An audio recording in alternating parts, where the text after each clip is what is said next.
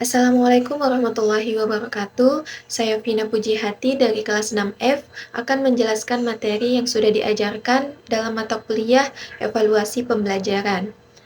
Baik, materi yang pertama ada analisis butir soal yang tercakup dalam ruang lingkup kajian, ada tujuan dan manfaat, analisis kuantitatif, analisis kualitatif, dan contoh model analisis. Yang kedua, ada tujuan analisis butir soal yang mencakup yang pertama, mengkaji dan menelaah setiap butir soal agar diperoleh soal yang bermutu. Yang kedua, meningkatkan mutu tes melalui revisi atau membuang soal yang tidak efektif. Kemudian yang ketiga, mengidentifikasi kekurangan-kekurangan dalam tes atau dalam pembelajaran. Yang keempat, menentukan soal-soal yang cacat atau tidak berfungsi penggunaannya. Yang kelima, meningkatkan mutu butir soal.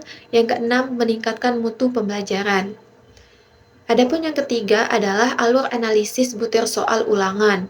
Penulisan soal analisis kuantitatif dan kualitatif dan revisi soal berkaitan dengan tes ulangan.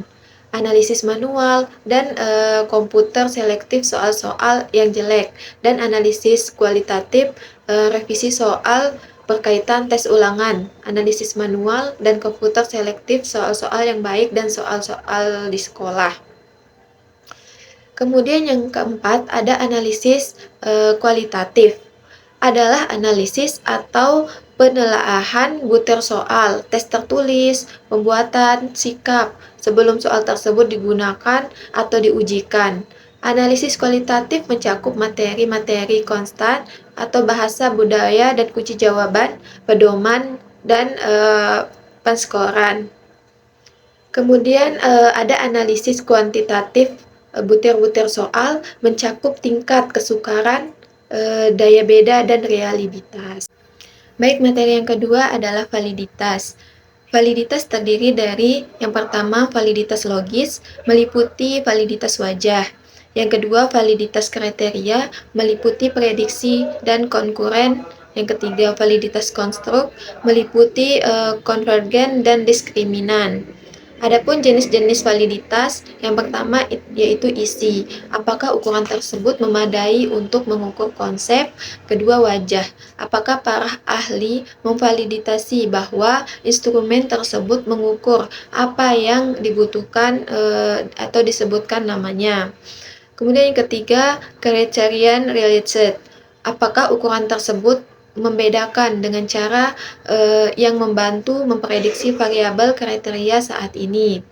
Kemudian yang keempat ada konkuren, apakah ukuran tersebut membedakan dengan cara yang membantu memprediksi variabel kriteria ini. Kemudian yang kelima ada prediktif. Apakah ukuran tersebut membedakan individu dengan cara yang membantu memprediksi masa depan. Yang keenam, konvergen. Apakah dua instrumen yang mengukur konsep tersebut berkorelasi tinggi? Yang ketujuh, diskriminan. Apakah ukuran tersebut memiliki korelasi rendah dengan variabel yang seharusnya tidak terkait dengan variabel ini? Kemudian validitas muka meliputi yang pertama, pengukuran atribut yang konkret tanpa intensi. Contoh, rekurentmi atau sekretaris. Dengan keahlian komputer. Kedua, penilaian para ahli terhadap suatu instrumen. Adapun validitas prediksi meliputi yang pertama, validitas yang dilihat dengan membandingkan dengan kriteria tertentu. Contoh, ujian untuk masuk perguruan tinggi diusahakan dengan kriteria seseorang yang lulus tes dapat menyelesaikan kuliah dengan indeks prestasi tinggi, sehingga dapat diramalkan skor tinggi akan memperoleh IPK tinggi. Kemudian skor sedang akan memperoleh IPK sedang. Kemudian ada validitas konkren meliputi yang pertama yaitu validitas isi validitas yang mempersoalkan apakah isi dari suatu instrumen cukup representatif atau mewakili tujuan dari apa yang akan kita ukur. Sebagai contoh yaitu ujian tengah semester disusun sesuai dengan silabus hasil belajar dan disusun kisi-kisi aspek, yaitu aspek kognitif, afektif, dan psikomotorik. Kemudian ada validitas normal, yang dimana validitas yang berkaitan dengan pengaruh faktor-faktor luar yang kemungkinan mengganggu atau merusak desain penelitian, sehingga perubahan pada variabel terkait bukan semata-mata karena pengaruh perlakuan.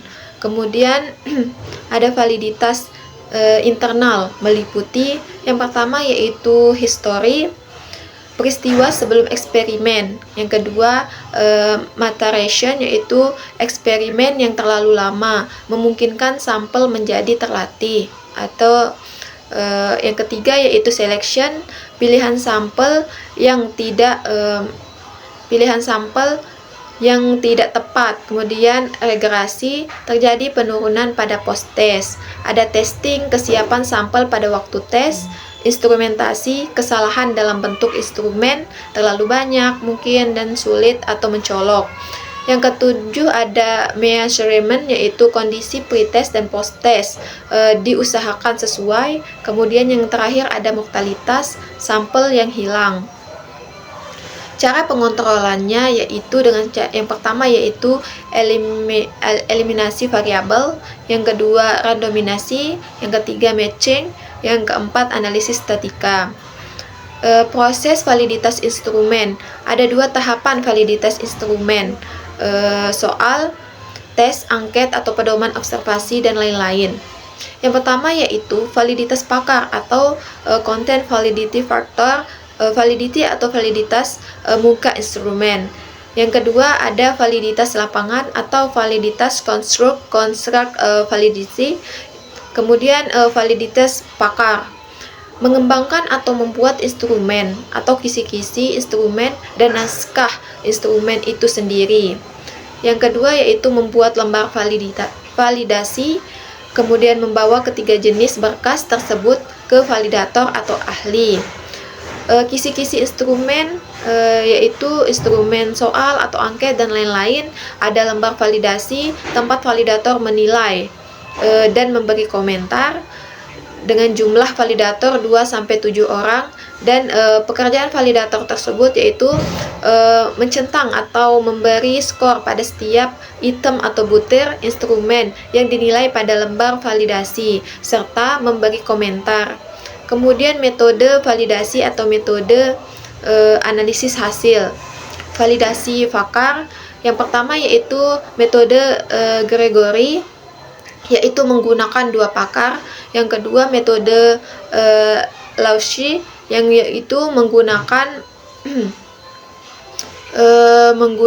minimal 5 pakar. Ada metode validitas Gregory. Yang pertama, menurut Gregory 2000, validitas instrumen menunjukkan sejauh mana pertanyaan atau butir dalam suatu tes atau instrumen mampu mewakili secara keseluruhan dan profesional perilaku sampel yang dikenal perlakuan tersebut, yang dimana artinya instrumen yang mencerminkan keseluruhan konten atau materi yang diajukan atau yang seharusnya dikuasai secara profesional.